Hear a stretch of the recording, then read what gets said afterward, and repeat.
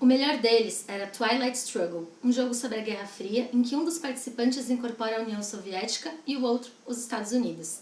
É uma batalha de dominação insidiosa sem um conflito bélico declarado entre os atores principais, o que não os impede de iniciar guerras em regiões isoladas para aumentar sua influência e, quem sabe, obter o controle de países estrategicamente importantes.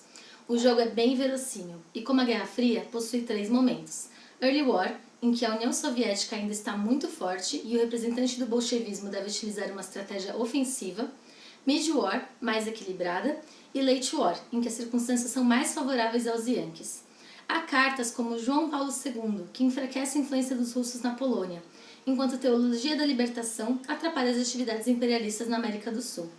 Pode-se vencer provocando uma guerra termonuclear ou após inúmeros golpes de Estado bem-sucedidos.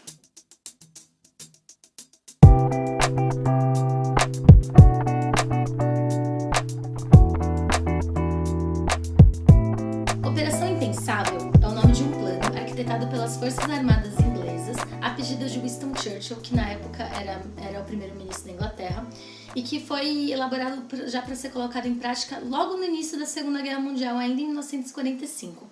Ele previa um ataque surpresa às forças soviéticas que estavam na Alemanha, como uma forma de você impor a vontade dos aliados, aos aliados ocidentais, né? Não mais todos os aliados agora. E aí, quando eles perceberam que essa ideia talvez não fosse muito boa, talvez estivesse fadada ao insucesso, eles reformularam o plano agora para uma tática defensiva, caso a União Soviética levasse as suas tropas em direção ao Mar do Norte. Pouco depois desses planos serem elaborados, o Winston Churchill perdeu as eleições inglesas, perdeu seu cargo, então esse plano foi engavetado, nunca foi colocado em prática. Mas muitos consideram esse como um dos primeiros movimentos, se não o início, da Guerra Fria. Antes da gente começar então a falar especificamente do livro, vamos provar o nosso drink. O nosso drink de hoje se chama Cold War Easier, algo como uma Guerra Fria mais fácil. Ele é à base de vinho tinto, contrô, vodka e licor marrasquino. Para quem não conhece, marrasca é um tipo de cereja, se não me engano, da Croácia, que é uma cereja um pouquinho amarga, bem gostosa. O marrasquino, o engraçado dele é que você coloca muito pouco, tipo 10, 5 ml por drink, mas o sabor dele fica muito presente. E você sente bastante esse daqui. Mas eu consigo também sentir a laranja do contrô e um pouquinho do vinho tinto. A vodka some, já não tem muito gosto mesmo. Mas é um drink bem gostoso, é docinho. É docinho e tem esse sabor dessa cereja marrasca que eu gosto bastante. Curti. Vamos agora então para o nosso livro. A protagonista do nosso livro, ela se chama Lia, ela também é a narradora, e ela está atualmente fazendo um mestrado sobre a Guerra Fria. E ela vai nos contar como começou a desconfiar que o seu marido, Tito, a estava traindo.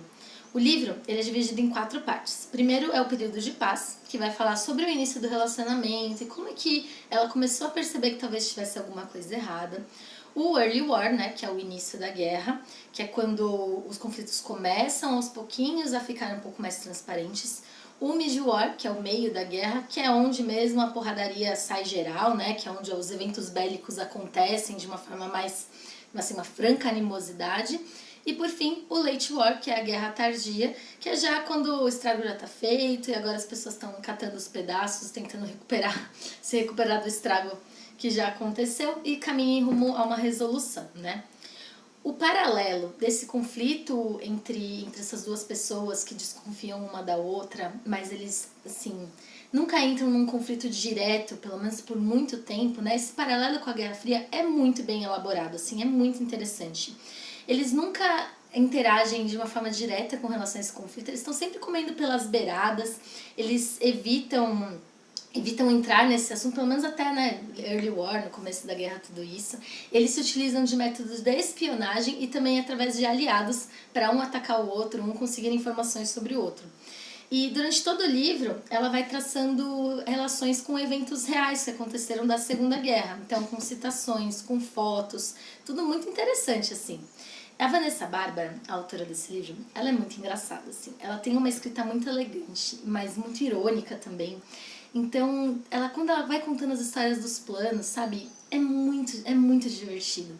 Então aqui a gente vai ver, por exemplo, além dessa operação impensável, vários outros planos na Guerra Fria que foram elaborados e que nunca foram colocados em prática ou que foram colocados e logo pararam. Então, por exemplo, tinha um caso de gatos que foram treinados para carregarem escutas e se infiltrarem em território soviético, né, para captar os áudios. Então eles eram gatos espiões. E aí, depois de meses de treinamento, eles colocaram o primeiro gato para entrar na embaixada soviética em Washington. E aí o gato foi atropelado na porta da embaixada por um táxi e a operação foi suspensa. Ou então, quando eles pensaram em colocar bombas enterradas na parte soviética alemã, só que aí os circuitos iam congelar quando fosse inverno. Então eles tiveram a brilhante ideia de enterrar elas em jaulas com galinhas vivas, porque as galinhas iam deixar os circuitos quentinhos, assim. Nunca foi colocada em prática. Além disso, ela também fala sobre vários planos dos alemães que queriam atravessar para o lado ocidental. Então tem gente atravessando, se equilibrando numa linha. E tem um plano muito engraçado que é de um grupo de velhinhos. O líder deles tinha 81 anos, que cavaram um buraco até o lado ocidental para fugir. O buraco ele tinha 48 metros de comprimento e 2 metros de altura.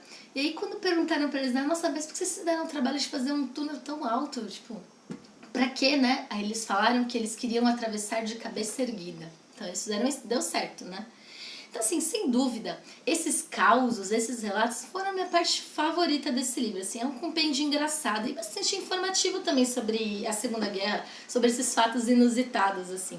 E o tom dessas narrativas me lembrou muito os outros livros da autora que eu já li e que eu gosto muito. Dela eu já li O Louco de Palestra, que é um livro de crônicas, que é muito engraçado. E eu também li o Livro Amarelo do Terminal, que tem várias entrevistas e histórias sobre o terminal rodoviário do Tietê. E é muito legal, assim, são histórias muito diferentes, são informações bem legais. Inclusive, o Livro Amarelo do Terminal, ele ganhou o prêmio Jabuti de melhor reportagem em 2009. Então é um livro bem interessante para procurar. Quando ela relata essas histórias, assim, o tom dela, eu acho que é o que ela faz de melhor, sabe? Então, quando isso estava inserido no livro, foram os pedaços que eu mais gostei. Por outro lado, a história em si mesmo do Tito e da Lia já não me pegou muito, assim. Primeira coisa é porque eu achei que o período de paz foi muito longo, muito longo. Pra vocês terem uma ideia, né? Esse livro tem mais ou menos umas 200 e poucas páginas e as 110 primeiras páginas são do período de paz. Então vai contando a história de como eles se conheceram, relacionamento, quando tá tudo bem. Talvez eu seja uma pessoa muito bélica, mas essa parte que tava tudo bem não me chamou atenção, eu não tava curtindo, sabe? Tem, por exemplo, eles fazem resenhas de vários filmes que eles vão assistindo juntos, eles escrevem resenha juntos. A primeira é legal, a segunda é legal, na 20ª eu não aguentava mais ler aquilo, sabe? Tipo, eu queria que começasse logo o drama e não tava começando. E quando começa a guerra mesmo, tipo o mid-war, né, que é o meio da guerra, você tá lá na página 150 já, então eu acho que demorou muito. Pra mim esse poderia ser um livro muito mais curto, cortando principalmente da primeira parte, que é o período de paz, que eu não vejo necessidade, achei que ficou um pouquinho enrolada demais nessa questão. E não faz tanta diferença assim pra construção dos personagens no meu ponto de vista. E em segundo lugar, eu achei que algumas escolhas que foram feitas pela autora foram um pouco fáceis demais. Então, assim, o Tito, que é o marido, né, que a Lia acredita que esteja traindo ela, ele é claramente um cara escroto e egoísta, assim. E pelas atitudes que ele toma, assim, mesmo você levando em conta de que a Lia é uma narradora em primeira pessoa e, portanto, não confiável, ele tem muitas atitudes que são objetivas e que são escrotas. Então, é difícil criar uma empatia por ele, sabe? Então, por exemplo, ela encontrou um e-mail que ele mandou para os amigos dele falando um monte dela, tipo, escrotizando ela. Não tem muito ponto de vista com relação a isso. A não ser que ela esteja mentindo descaradamente que ela encontrou esse e-mail, né? Mas não tem como você pensar que talvez não seja bem isso. Então ele tem atitudes objetivas meio ruins, assim. Então ele é um personagem odiável. Eu acho que isso é uma saída fácil pra essa história, né? Porque assim, mais interessante seria se ele fosse um cara que é ok, mas ele comete erros, mas ele tem dificuldade de mudar as suas atitudes, mas ele se arrepende do que ele fez. Então, seria um pouco mais interessante se resolver esse tipo de conflito, né? Mas na verdade ele é tipo de vilão, assim. Então você já sai com um lado da história, você já sai do lado da Lia nessa história, né? E assim, esse isso aqui, pra mim, isso deixa de ser a Guerra Fria, porque a Guerra Fria é um conflito muito complexo, em que os dois lados têm coisas boas, têm coisas ruins, e tem atitudes péssimas, e tem atitudes que parecem corretas, e que você não consegue eleger um lado que tá mais certo do que o outro, né? E pra mim, isso aqui virou, tipo, uma Guerra Fria mais fácil, né? Que é o nome do nosso drink. Porque você já sabe quem que é o lado bonzinho, você já sabe pra quem você tá torcendo. Então, pra mim, perde bastante dessa analogia. Uma analogia que tava sendo tão bem construída, ela ficou um pouquinho perdida nesse final. Então, assim, não foi um livro que eu odiei, mas ele não atendeu minhas expectativas. As partes que eu mais gostei foram realmente os relatos, as crônicas, as historinhas, né? Mas eu recomendo muito os outros livros dela, esses outros dois que eu comentei, porque são realmente muito bons. Então, vão conhecer, porque são uma autora bem legal de conhecer, tá? Vou ficando por aqui então, gente. Saúde! Não esqueçam de passar amanhã no Instagram Drinks e Livros para checar a receita do nosso Cold War Easier. E também não deixa de deixar o seu like e se inscrever aqui no canal agora, tá bom? Tchau, tchau!